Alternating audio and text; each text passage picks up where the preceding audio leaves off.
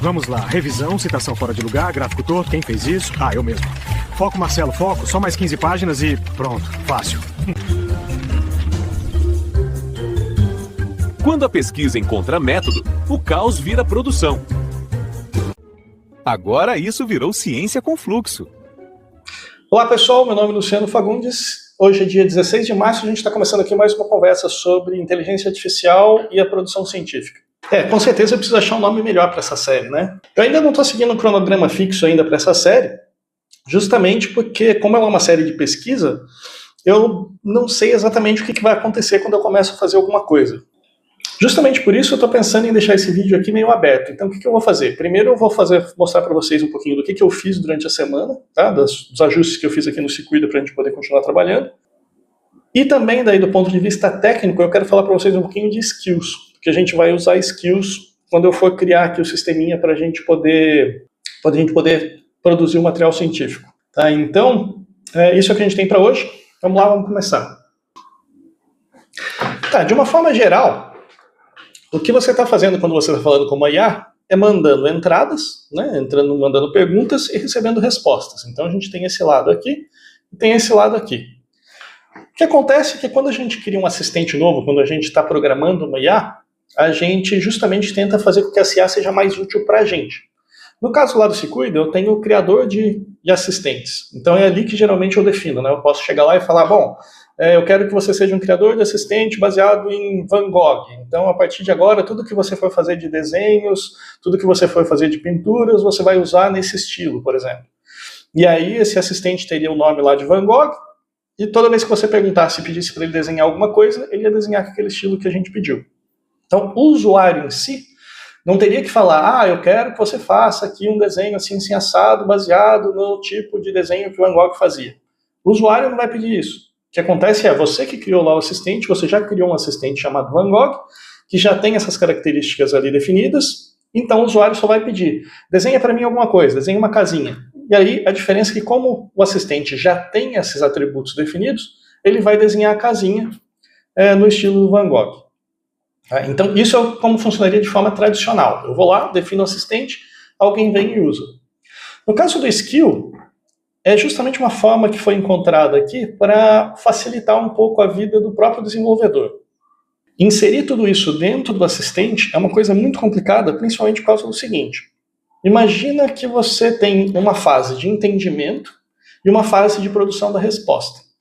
Então você faz lá a pergunta, ele vai precisar entender o que você está pedindo e depois fazer o desenho ou fazer a resposta que tiver que fazer. Por que a gente colocar todas essas definições de skill aqui dentro do assistente acaba complicando mais do que ajudando? Esse é o motivo pelo qual a gente tem vários assistentes no Se Cuida, na realidade. Por quê? Porque, imagina assim, vamos supor que eu tenho muita coisa que o Se Cuida faz, né? Então a gente tem lá, por exemplo, controle de agendamento, de eventos na agenda. Eu nem mostrei isso aqui para vocês, mas tem lá essa funcionalidade que eu criei. Então você tem uma agenda lá que seu robô consegue acessar. Você tem a possibilidade de criar imagem, criar vídeo, de editar vídeo. Então tem um monte de coisa ali que se eu for colocar tudo dentro do assistente, vai acontecer duas coisas. Uma é que a chamada vai começar a ficar muito cara. As definições aí que seriam de habilidades acabam tendo que ser enviadas também lá para a inteligência artificial e ela vai ter que processar aquilo. Então são mais tokens que a inteligência artificial vai precisar processar. E além disso, vai causar um tipo de uma confusão, digamos assim, uma confusão mental mesmo, né? A gente falou um pouco de alucinação no vídeo passado. Por que essa confusão? Imagina que você está conversando com alguém, tá? Um amigo seu qualquer, e você começa a falar sobre a festa que você foi no fim de semana. Então você começa a falar na festa, teve churrasco, teve banda, tudo mais, você começou a conversar, tomou cerveja, tomou vinho, tudo mais. Então toda essa conversa que você fez, todo esse preâmbulo que você estava tendo com essa pessoa, culminou então na última pergunta que você fez, que foi algo como, você vai para a praia? Você gosta de praia? Idealmente, todo esse preâmbulo serviu de contexto para que a pessoa possa te responder. Por quê? Porque você já criou todo um ambiente. Você, por exemplo, já demonstrou que você gosta de churrasco, você demonstrou que você gosta de dançar, de cantar, de festa, o que quer que seja. Então, a pessoa, quando for responder para você, ela já criou uma imagem mental de você para poder gerar essa resposta. Então, vamos supor que essa seja uma pessoa que não gosta de festa, que não gosta de praia, que não gosta de nada disso. Ela já tem uma imagem mental sua que indica que você gosta de todas essas coisas. Então, provavelmente, ela vai te dar uma resposta mais cautelosa. Ela vai te dar uma resposta do tipo, eu não gosto muito, mas é legal que você gosta, me conta mais, alguma coisa assim, para tentar continuar a conversa. Ou se ela é uma pessoa que gosta, ela vai se identificar com aquela imagem mental que ela criou de você e vai responder empolgada, e vai continuar falando, é mesmo, nossa, semana passada eu fui para a praia também, a gente fez churrasco na praia e tudo mais. Por que eu estou falando isso? Porque na IA é a mesma coisa. Então, o que vai acontecer? Existe todo esse caminho de coisas, de informação que eu passei para a IA, que idealmente elas deveriam levar e criar contexto para a pergunta que eu vou fazer no final. Se eu tenho lá um monte de coisa, um monte de definição, de um monte de skill diferente, tipo como escrever livro, como chupar manga, como fazer receita de bolo, como andar com cachorro, se eu coloco tudo isso daí dentro de um único assistente, ele vai ficar meio maluco na hora de produzir a resposta para você. Por quê? Porque você estava falando para ele, por exemplo, assim, não, você é um assistente que cuida de astronomia. E aí você pergunta para ele uma receita de como fazer fundir no fim de semana. Pô, isso daí são coisas totalmente disparatas. Você não deu contexto nenhum para ele do que você gostaria de perguntar. Skill vem justamente para resolver essa bagunça. Então, enquanto antes a gente colocava isso daqui tudo dentro do texto do agente, né, do texto do assistente, agora a gente meio que separa isso daí, cria compartimentos pequenininhos, onde a gente vai ter duas coisas mais importantes. Uma é a descrição. A discussão, geralmente, o ideal é que ela tenha uma, duas linhas. Por quê? Porque ela vai simplesmente dizer o como que ele vai ser usado, tá? Em que momento que essa skill deve ser usada ou não no sistema. E na sequência disso, a gente precisa ter daí a descrição detalhada, né, que realmente explica todas as instruções, como é que funciona, o que você precisa saber, o que você não precisa saber. E no caso da definição fica ainda mais genérica, quando a gente pode dizer que a gente pode usar também scripts. Isso daqui já é bem mais técnico, tá? Então aqui eu poderia colocar mesmo um script Python, alguma coisa que a própria LLM pudesse decidir que vai rodar isso para poder obter mais informação. Aqui poderia ser alguma coisa, por exemplo, do tipo gerar imagens, poderia ser alguma coisa para acessar um website, acessar uma base de dados. Aqui seria uma coisa bem mais técnica mesmo o script. Mas na maioria das vezes, com a descrição a gente já resolve bastante coisa. No caso do Assets, seria a parte visual. Então eu poderia ter aqui ícones, poderia ter imagens, poderia ter estilos que eu gostaria que ele usasse. Tudo isso daqui empacotado no que a gente chama então de skill. O fluxo aqui muda um pouquinho. Não é mais um fluxo só de pergunta e resposta, como a gente estava fazendo. Agora a gente vai ter um passo intermediário. E por isso que isso daqui acaba funcionando só nessas LLMs que fazem raciocínio. Tá? Porque se você pegar aquelas LLMs antigas, elas já eram projetadas para ser somente pergunta e resposta. Aqui não. Aqui ele precisa de um pouco de raciocínio. Por quê? Porque antes de gerar a resposta, ele vai pegar, por exemplo, e vai fazer o seguinte. Bom, tá, eu tenho essa pergunta, tenho esse contexto, né? Tenho todos esses skills aqui, e isso daqui podem ser dezenas de skills. Então, antes de gerar a resposta, o que eu faço? Eu só junto a parte de pergunta com a parte de skills e vejo assim, bom, que skills que eu preciso usar para eu responder essa pergunta? Então, essa passa a ser a pergunta que vai para a LLM. Fala assim, olha, analisa para mim a pergunta do usuário, o contexto, mais essa lista de skills e me diz, que skills que eu preciso para resolver isso? Aí a LLM responde lá, e tudo isso daí internamente, tá? Você não vai estar vendo nada disso acontecer. Mas aí a LLM vem e responde e fala, bom, então eu preciso do skills, esse cara está pedindo para escrever um livro, então o skill de escrever um livro é esse daqui, X. Aí o que vai acontecer? Tá, beleza. Então nesse passo meio que invisível, aí sim, eu vou pegar todo o skill que eu tenho daí dentro daquela pasta, inserir na minha conversa, e daí sim, aí eu pego a pergunta do usuário, mais o contexto, mais os skills que são utilizados, e envio para a LLM para gerar a resposta final. Então isso é uma coisa que flexibilizou muito a gente conseguir trabalhar com as LLMs. A gente agora consegue, ao invés de ter que se preocupar em criar um assistente para cada coisa, até eu devo mudar isso em algum momento lá no Se Cuida, a gente conseguiria, em teoria, ter um único assistente, mas trabalhando com vários skills diferentes. Tá?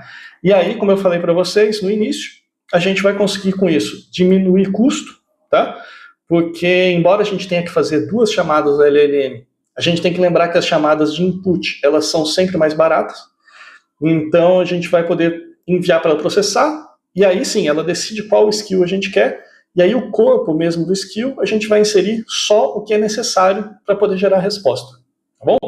Então isso uma parte mais técnica de como que os skills funcionam aqui no Codex. Não só no Codex, né, no Gemini e no Claude. A única coisa que a gente tem restrição no Se Cuida, né, quando vocês forem usar, é que a gente não está aceitando scripts. Por quê? Porque os scripts eles são coisas meio perigosas. O que eu quero dizer com isso? Criar um script que apaga todo o conteúdo do disco, por exemplo. Dá um RM lá no conteúdo do disco do que eu estou usando. E aí a gente tem que lembrar que no caso específico do Se Cuida, a gente tem um codex que está funcionando no que a gente chama de headless, né? Sem cabeça. Por quê?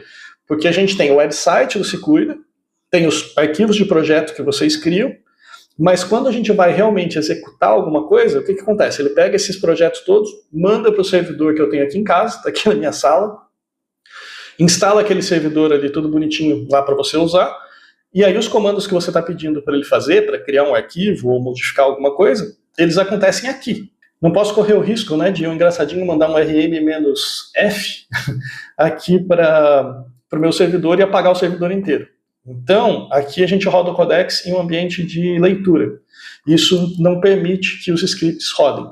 Para quem quiser usar skill com scripts, aí teria que criar o próprio servidor, não daria para usar o Se Cuida, tá bom? Vocês têm uma ideia básica de como que o skill funciona? Como eu falei para vocês, a gente está usando a referência do The Craft of Research. Então, o que a gente vai fazer agora é o seguinte, a primeira coisa, né, logo aqui na introdução, que é levado em conta no Craft of Research, é a definição do público-alvo. Então ele tem aqui algumas perguntas do tipo, com quem que eu vou compartilhar esse trabalho, o que eles esperam de mim, quanto que eles já sabem sobre o assunto. Isso daqui é o que seria importante justamente para definir as personas, né, os avatares das pessoas que vão, teoricamente, ler o que a gente está produzindo. O que eu vou fazer aqui nesse primeiro exemplo é justamente pedir para ele criar para mim um skill baseado na biblioteca que a gente tem, né, que seria essa referência do livro que a gente já inseriu lá na semana passada, para fazer um skill que me pergunte essas informações e guarde essas informações para mim dentro do projeto. Tá? Então vamos lá. Agora eu preciso que você crie para mim, então, um skill que vai, baseado no livro que a gente tem na nossa biblioteca, do Craft of Research, vai perguntar ao usuário o que ele quer montar de público-alvo. Tá? Então, use as perguntas que a gente tem no livro para criar esse skill.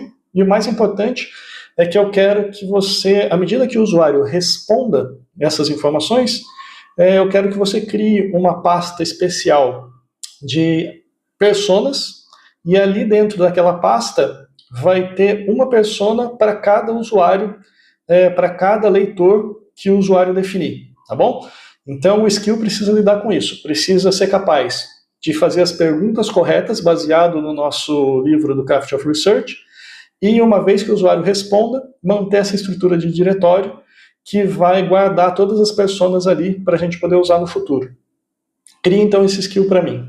Vamos ver o que ele vai criar. Depois que ele criar isso aqui para a gente, obviamente a gente vai poder editar. Então eu vou mostrar para vocês a estrutura que a gente tem lá dentro. Uma coisa interessante também aqui que eu preciso comentar com vocês é o seguinte, enquanto ele está trabalhando, vocês devem lembrar que quando eu fiz na semana passada a inclusão do livro Craft of Research na biblioteca, ele estava em inglês. Então, uma das modificações que eu fiz aqui no Se Cuida também essa semana foi mudar a inteligência artificial que faz a busca semântica. Tá? Isso daí eu fiz para poder justamente que a gente fazer essas perguntas aqui em português e mesmo assim ele encontrar o respectivo imagem lá em inglês. Eu acho que eu preciso fazer um vídeo somente sobre isso daí, para vocês entenderem exatamente como é que funciona esse projeto de real, imaginário e simbólico dentro da rede neural. E terminou aqui, deve ter demorado uns 4 ou 5 minutos. Vamos ver o que ele conseguiu criar. Aqui ele já está dizendo a estrutura de diretórios que ele criou, o tipo de informação. Deixa eu dar uma olhada aqui no arquivo. Tá, nesse primeiro passo aqui, o que ele fez foi pesquisar na biblioteca, entender o que ele estava fazendo, bolou aqui as perguntas, olha aqui, para descobrir o público-alvo, que é exatamente o que aparece lá no Craft of Research, mas ele não criou ainda aqui o projeto. Então, deixa eu pedir para ele, tá? Sim. Então, vamos lá. Sim, crie o skill no projeto. Belezinha, tá falando que foi criado.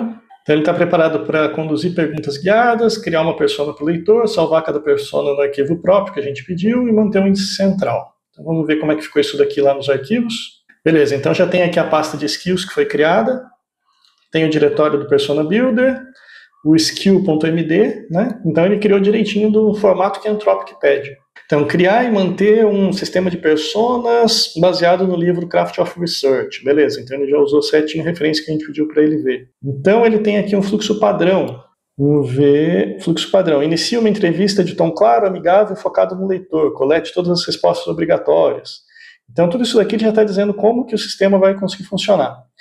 E o principal para mim é entender aqui a estrutura de saída, que isso daqui que era importante. Porque o que acontece?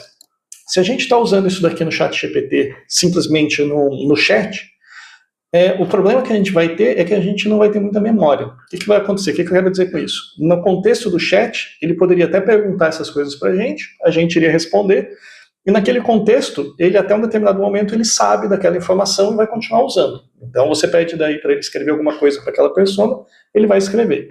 Mas aí você pediu uma outra sessão de chat, abriu uma outra conversa, aquela informação foi perdida. Essa é uma das vantagens de estar trabalhando dentro do Workspace. Por isso que eu já pedi que na persona, quando ele fizer esse tipo de conversa, ele também vai guardar isso daqui no arquivo. Por quê? Porque daí no arquivo ele vai estar ali permanentemente. Então tudo que a gente estiver fazendo aqui, independente de quantas conversas a gente estiver usando, ele vai conseguir sempre acessar essas personas e produzir para a gente o texto que a gente pediu para ele produzir, baseado nelas. Tá? Então essa é uma informação que ele nunca vai perder, porque vai estar dentro de um arquivo, dentro do próprio diretório. Tá? Então dentro do projeto. Então vamos testar isso daqui para ver como é que funciona. Eu estou começando a produzir artigo científico e eu preciso determinar o meu público-alvo. Como é que você consegue me ajudar com isso? Aqui nesse ponto ele está procurando os skills, né? A gente pode ver aqui explorando os skills. Beleza? Vamos ver o que ele respondeu aqui. Eu consigo te ajudar de forma bem prática. Então ele já disse que ele usou o skill, então, e já tem todas aquelas perguntas obrigatórias ali para a gente responder. Aqui eu tenho algumas opções. Tá? Eu posso pegar e realmente, por exemplo, fazer um copy and paste desse trecho aqui, e aí eu mesmo responder tudo. Mas eu vou... Como eu falei para vocês, eu não tenho por que começar essas coisas do zero. Tá? Então, o que eu vou fazer? Eu vou pedir para ele mesmo fazer algumas pesquisas e já preparar algumas respostas disso daqui para mim. Vamos ver se vai funcionar. Tá, para a gente começar, eu quero começar com uma coisa um pouco mais genérica. Então, eu quero que você faça uma pesquisa aprofundada sobre artigos que foram publicados por pesquisadores do INPE, tente determinar qual é mais ou menos o perfil de pesquisadores ali do INPE, o que eles gostariam de saber, e responda você mesmo todas essas perguntas baseado no resultado da busca que você fez, tá bom? Então, muito importante isso. Eu estou escrevendo para a comunidade do INPE, do Instituto Nacional de Pesquisas Espaciais. Então, eu preciso que você pesquise essa comunidade e crie um avatar, né, uma persona que responde todas essas perguntas e que vai ser um dos objetivos, um dos leitores que a gente vai ter da nossa pesquisa. Aqui, ó, disparei uma pesquisa aprofundada daí do próprio Se Cuida. Não sei se ele vai conseguir fazer pesquisa e depois já enviar isso daí para o Codex, mas na pior das hipóteses ele pode fazer a pesquisa agora e a gente envia para o Codex depois para ele criar a persona. Mas essa pesquisa aprofundada é a pesquisa aprofundada da OpenAI. Então ela vai fazer uma busca bem grande em diversos websites e tudo mais para tentar achar as informações que eu pedi. Baseado nisso, vamos ver o que ela gera de resposta. Fiz a pesquisa, né? Já montei uma persona inicial, bastante plausível, tralalá, tralalá. Mas já definiu bastante coisa aqui. Então o que eu vou pedir agora é para ele entregar essas informações para o Codex e daí atualizar o projeto. Trouxe aqui várias fontes de pesquisa e tudo mais, fez uma pesquisa bem detalhada, né? É até meio assustador o quanto de coisa que ele consegue descobrir sobre alguém. Então eu acho que eu tenho a impressão de que agora ele não deve ter mudado nada ainda aqui no projeto. Realmente. Ali foi mesmo um ciclo só da pesquisa profunda. Vamos agora pedir para ele usar essa informação e preparar ali o nosso projeto. Ok, a pesquisa ficou muito boa. Agora eu preciso que você envie esses dados para o Codex e faça com que ele atualize o projeto de acordo com o skill. Beleza, terminou aqui e já atualizou. Então agora sim a gente tem lá uma persona. Aqui. Que é a formação provável em nível de doutorado, em assessoramento remoto, meteorologia, computação aplicada, geofísica espacial, engenharia espacial ou área próxima. Atua em laboratório, grupo de pesquisa, com interface entre publicação científica, desenvolvimento metodológico e produtos operacionais. Problema conceitual aplicado, melhorar monitoramento, previsão e interpretação de fenômenos ou desempenho metodológico técnico. A atuação do INPE envolve demandas científicas e públicas relevantes para o Brasil. Bom, isso daqui prova pra gente que o skill já está funcionando. Mas o que eu achei assim bem legal para mostrar para vocês foi justamente isso, foi a capacidade de que a gente pode pedir para a própria inteligência artificial procurar e definir essa persona para a gente. Tá? Então, se a gente está desenvolvendo um projeto, por exemplo, eu conheço bem o meu orientador, conheço bem sobre o que eu quero escrever, conheço os leitores que eu gostaria de ter.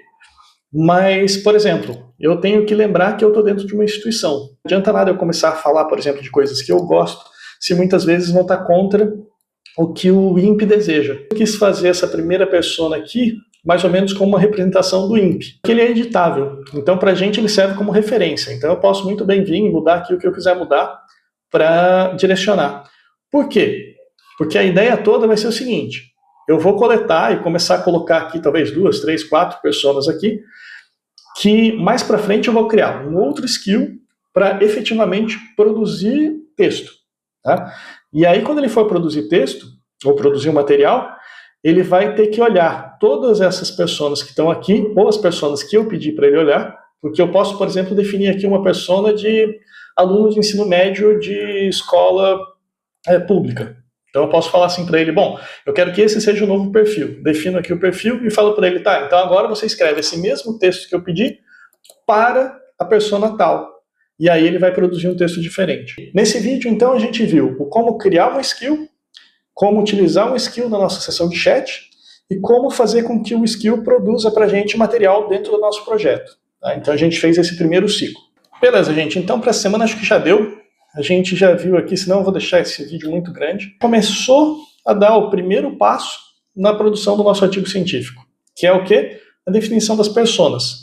Como eu mostrei para vocês, a gente não precisa começar isso do zero, basta pedir tanto para criar o skill, quanto para depois criar a persona. A gente pode sim usar as ferramentas de inteligência artificial para dar o início para a gente, dar o começo.